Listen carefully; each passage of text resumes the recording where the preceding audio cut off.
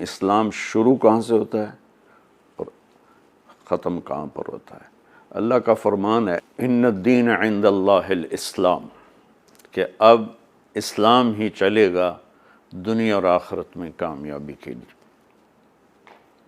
اچھا اسلام کیا ہے؟ تو ہم اللہ کے رسول سے ہی پوچھ لیتے ہیں۔ ایک شخص آئے، جبریل انسانی شکل میں آ کر کہنے لگے یا رسول اللہ مل اسلام، اسلام کیا ہے؟ تو آپ دیکھیے، آپ نے کہا اسلام لا الہ الا اللہ محمد رسول اللہ کی گواہی دینا، نماز پڑھنا، زکوٰۃ دینا، روزہ رکھنا اور اللہ کے گھر کا حج کرنا، جو کر سکتا ہو۔ یہ ساتھ لگا دیا کہ سب پہ فرض نہیں، زکوٰۃ سب پہ فرض نہیں، روزہ، نماز، ایمان، یہ تین چیزیں۔ ایمان 24 گھنٹے فرض ہے، نماز 5 وقت فرض ہے، اور روزہ مہینے میں سال میں 1 مہینہ فرض ہے، اور اس میں بھی بیمار کے لیے چھٹی ہے، مسافر کے لیے چھٹی ہے۔ زکوٰۃ پیسے والے پر ہے، نہیں ہے تو چھٹی ہے، اور حج بھی پیسہ بھی ہو صحت بھی ہو، پیسہ کوئی نہیں معاف، پیسہ ہے صحت کوئی نہیں معاف۔ اب اسی بات کو میں، یہ ہے ابتدائے اسلام۔ انتہائی اسلام کیا ہے؟ میرے نبی سے ایک شخص نے پوچھا یا رسول اللہ مل اسلام، اسلام کیا ہے؟ اب آپ کا جواب اور ہے۔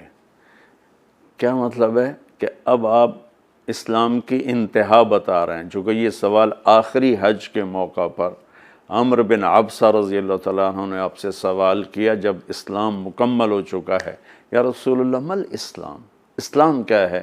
تو آپ سنیے کیا خوبصورت جواب ہے۔ تو آپ نے فرمایا اطعام الطعام وطیب الکلام، اسلام ہے میرے عزیز میٹھا بول بولنا اور کھانا کھلانا۔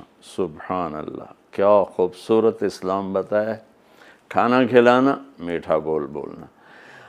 کھانا غریب آدمی نہ کھلا سکتا ہو تو زبان تو اللہ نے سب کو دی ہے نا، میٹھا بول بولنا، ساری لوگوں کی کڑواہٹوں کو اندر اتار لینا اور اپنی زبان میں مٹھاس بھر کے لوگوں سے بات کرنا، گلے شکوے، تانے، بولیاں، تہمت، الزام، گالیاں، بے عزت کرنا، پگڑی اچھالنے والا اسلام کو نہیں جانتا، اسلام سے دور ہے، چاہے تہجد گزار ہو چاہے روزے دار۔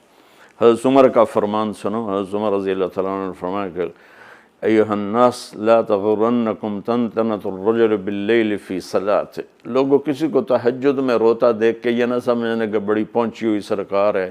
ان الرجل من ادى الامانۃ اذا اؤتمن ومن سلم المسلمون من لسانہ ویدہ۔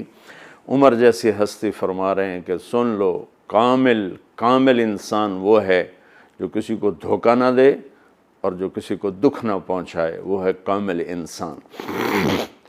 ہمارے ماحول میں عبادات غالب ہیں اور اخلاق مغلوب ہیں، تو لمبے لمبے نفل ہر سال حج کرنا، عمرے پہ عمرہ کرنا بہت اچھی بات ہے، اللہ کو پسند ہے، محبوب ہے، لیکن کمال عبادات سے نہیں آتا، کمال اخلاق سے آتا ہے۔